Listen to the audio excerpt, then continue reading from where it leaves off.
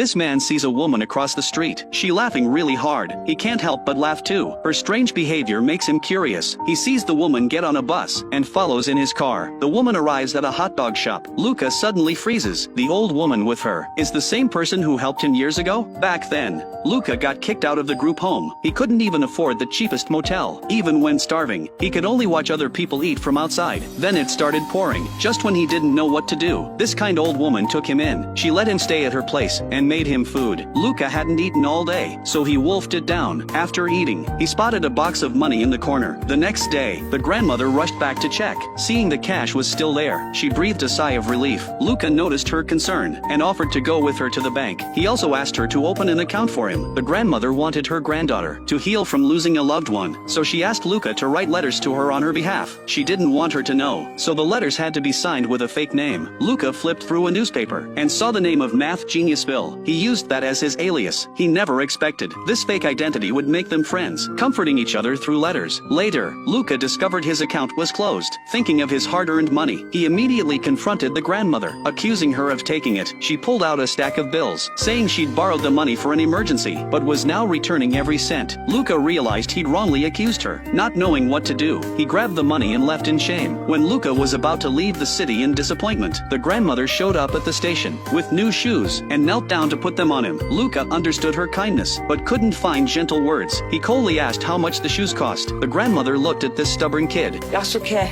지평이도 나중에 성공하면 됐네요. 계산할 거면 지금 해요. 성공하면 연락하지 마.